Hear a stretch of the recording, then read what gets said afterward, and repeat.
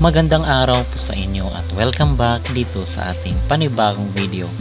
Mga kapolitika, ang ating pong pag-uusapan para sa vlog na ito ay ito di umano nga sama ng loob ng mga Indonesian ngayon dahil wala sa hotpick ang kanilang manok dito sa Miss Cosmo 2025 na nagaganap sa bansang Vietnam. So nagtampo daw sila in particular dito sa isang sikat na pageant page na Missosology. At ang sabi dito ng isang pageant page, Missosology shattered Indonesia's supposed back-to-back dream at an unknown pageant. Nagagalit sa sama ng loob ang ilang Indonesian fans matapos maligwak sa hotpicks ng Missosology ang pambato na kailang ipinadala sa isang pageant. Tuluyang sinira ng Missosology ang inaasam-asam na momentum para sa sinasabing back-to-back dream kahit na ikalawang edisyon pa lamang ng naturang pageant. So yung pambato ngayon mga kapolitika ng Indonesia ay si Salma Ranggita, ang Miss Cosmo Indonesia 2025, at sabi nila is bakit daw wala sa mga pa-hotpick at sa mga early prediction ang kailang pambato gayong siya ang back-to-back winner dito sa kanilang mga rehearsal. So para sa kanila mga kapolitika ay maganda at malakas ang pambato nila dito sa Miss Cosmo 2025. So mas nagagandahan pa nga ako dito sa kanilang pambato ngayong taon sa Miss Cosmo, and I don't think na ibibigay sa kanila uli yung corona, not unless ay talagang yun ang gusto ng organization. Pero para sa akin, in my own perspective, ay hindi ito ibibigay sa kanya dahil hindi naman sumikat ang pageant dito sa kinoronahan la last year. So ano ba yung ating masasabi at ang ating magreaksyon dito sa kanilang sa isang post na kung saan is galit daw ang mga Indonesians dahil wala sa hotpick itong si Salma Ranggita. So yung sinasabi nga natin mga kapolitika na iba talaga ang standard ng mga beauty pageant dito sa Pilipinas. So alam natin at tayo is makikilatis natin kung paano tumingin ng isang star or kung meron siyang tinatawag na X factor. So sa mga Indonesians at sa mga Vietnamese ay iba yung level at kalidad ng pagpili nila ng isang matatawag natin na tunay na beauty queen. So sa Pilipinas, hindi naman sa pagmamayabang ay kaya tayo nananalo sa mga international beauty contest ay talagang siniseryoso ng mga Pilipino ang pagpili ng isang tunay na ipapadala sa iba't ibang mga competition internationally. So kung bakit ang masasabi ko kung bakit wala sa mga pa-hotpick itong pambato ng Indonesia ay talagang mahina ngayon ang kanilang pambato. Ito yung realidad mga kapolitika. Ito yung katotohanan na kung saan ay binabaliwala nilang tanggapin. So mahina talaga ang laban kung ikumpara dito sa mga, especially sa mga Latinas, sa pambato ng USA, sa pambato ng of course ng ating bansa. So sana istanggapin ng mga Indonesia na hindi ganoon kalakas ang kanilang kandidata na ipinadala dito sa Miss Cosmo. Kung last year is nakalusot sila, this time around I believe na natuto na rin ang organization. Okay?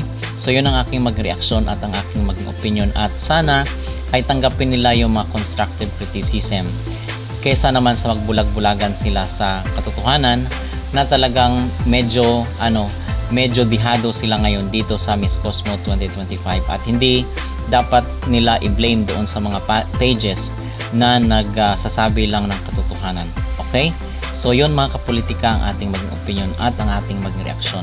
So hindi ko alam kung paano sila pumili mga kapolitika ng mga kandidata or yung tinatawag kumbaga na merong quality.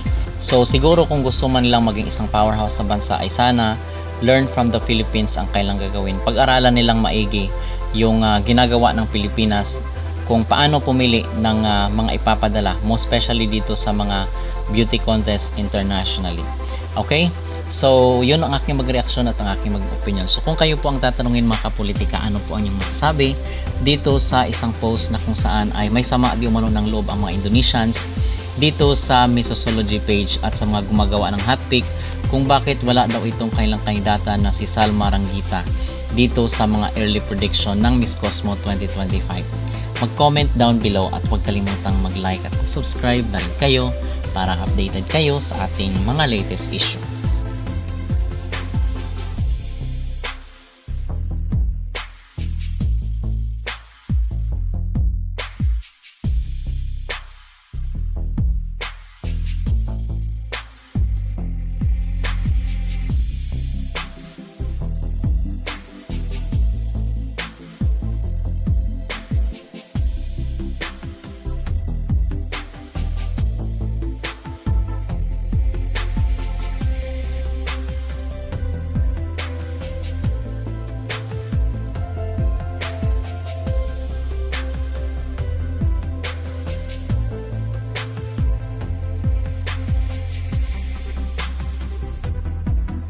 Diyos. Pati 2 a.m. pa lang gising na ako.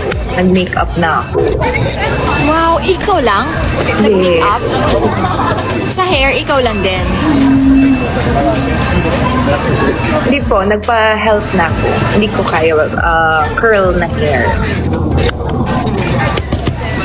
Kaabang Ikaw lang yan, nag-make up. Ganda. Reserve for the finals. Pero di ako happy sa kilay ko. Pero masyado nang kakapal pag dinagdagan ko pa. Yan ang problema ko. Yan ang sakit ko, Mag-market ate. na. Yan yung sakit ko, kilay. Gusto kong makapal na makapal. Sabi ni Mami, wag na Gusto ko yung daw. aura mo, ang gaan. Ngayon. Kumusta pakiramdam mo? Gusto ko gusto ko mag-sleep. Ano? Antok. Kasi 2 a.m. pa lang nag-ready na ako. Bakit? Kasi Yung iba nag-rehearsal. mong co-candidates, anong oras sila nag-ready? Kasi may choice ka, may option ka if papamakeup ka o hindi. So, tinanong na ako if magpapamakeup ako. Sabi ko, I'll do my own makeup. Pero, Wait, kunin ko yung AirPods ko para mas malinaw.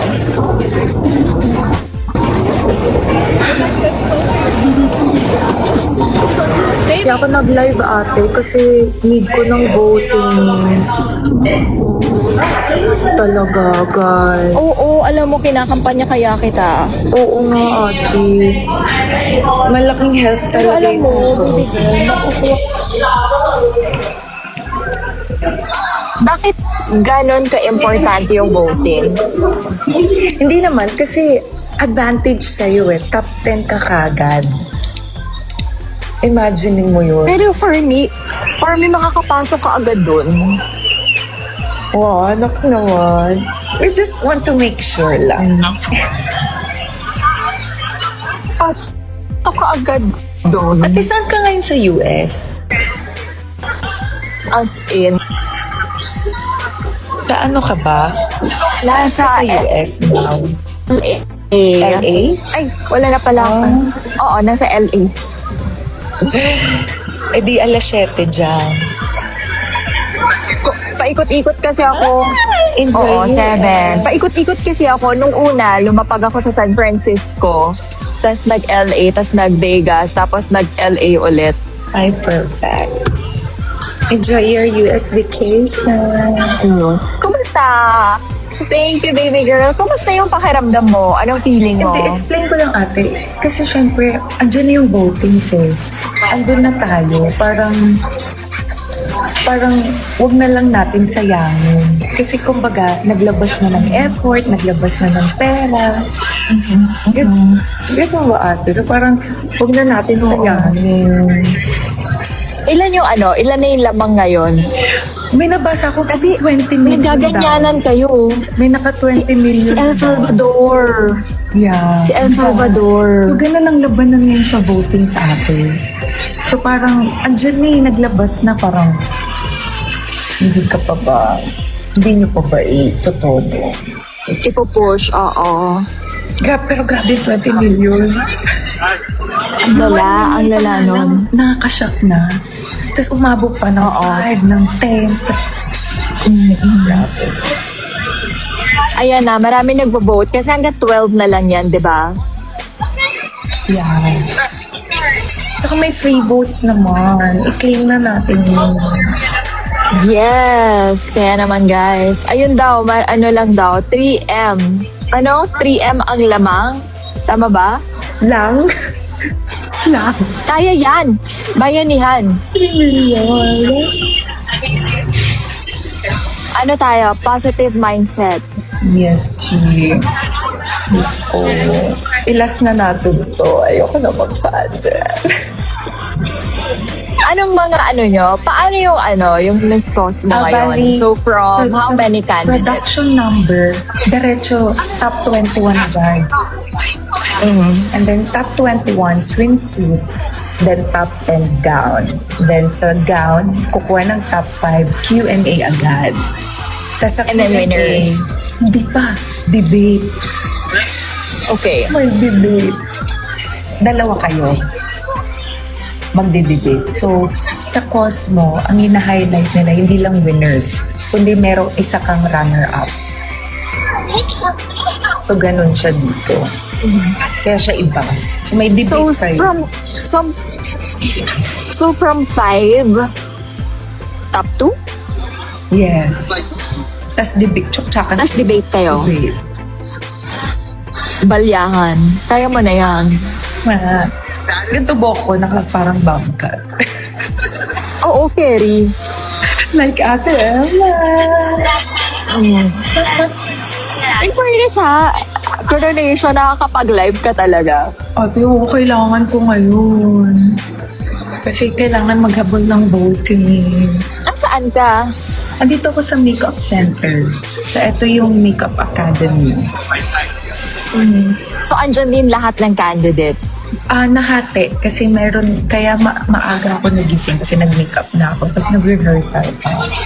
So, yung iba pang girls, nasa rehearsal, on the way pa lang dito. Oo. So, ako naman, Malaki stage nyo. super. Tapos infinity siya.